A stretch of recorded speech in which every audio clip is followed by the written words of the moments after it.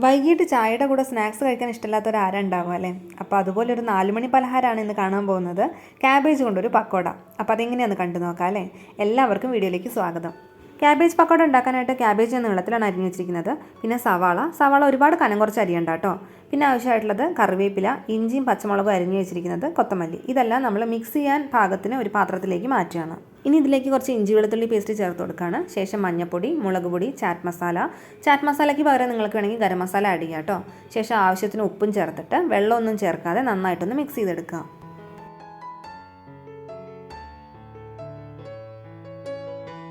ഇത്രയും മതിയാവും. ഇനി ഇതാ ഈ ഒരു കരണ്ടിയിൽ നിറച്ച് ഞാൻ കടലമാവ് എടുത്തിട്ടുണ്ട്, അത് ചേർത്ത് കൊടുക്കുകയാണ്.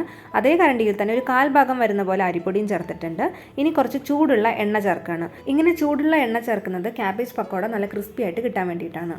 ഇനി ഇത് നന്നായിട്ടൊന്ന് മിക്സ് ചെയ്തെടുക്കുക. വെള്ളം ഇപ്പോൾ ചേർക്കേണ്ട, ആവശ്യമാണെങ്കിൽ മാത്രം നോക്കിയിട്ട് ചേർത്താൽ മതിയാവും. കാരണം നമ്മൾ ഉപ്പിട്ടിട്ടാണല്ലോ ഈ ഒരു കൂട്ട് മിക്സ് ചെയ്ത് വെച്ചിരിക്കുന്നത്. അപ്പോൾ ക്യാബേജിലെ ഉള്ളിലെയൊക്കെ വെള്ളം പുറത്ത് വരാൻ ചാൻസ് ഉണ്ട്. അപ്പോൾ അത് നോക്കിയിട്ട് ആവശ്യമാണെങ്കിൽ ചേർത്താൽ മതി. പിന്നെ വെള്ളത്തിന് പകരം നിങ്ങൾക്ക് എണ്ണ മാത്രം ഉപയോഗിച്ച് മിക്സ് ചെയ്യാവുന്നതാണ്. എനിക്കിവിടെ കുറച്ചുകൂടി വെള്ളം ചേർക്കേണ്ടി വന്നേ. ഞാനിപ്പോൾ ഈ ഒരു പരുവത്തിലാണ് മിക്സ് ചെയ്ത് വെച്ചിരിക്കുന്നത്.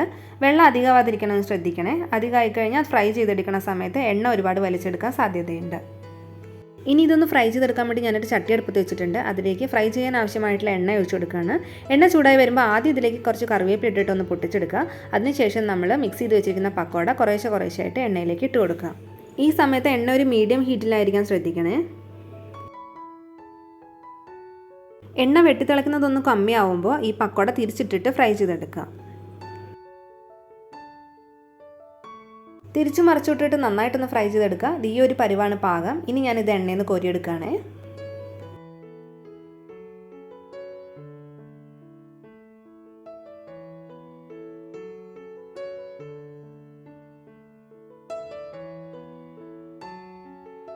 എല്ലാ ഭാഗവും ഒരേപോലെ ഫ്രൈ ആയിട്ട് നമുക്ക് അടിപൊളിയായി തന്നെ പക്കോട കിട്ടിയിട്ടുണ്ട്. ഇനി ബാക്കിയുള്ള മിക്സ് ഉപയോഗിച്ച് ഇതേപോലെ പക്കോട ഉണ്ടാക്കിയെടുക്കുക.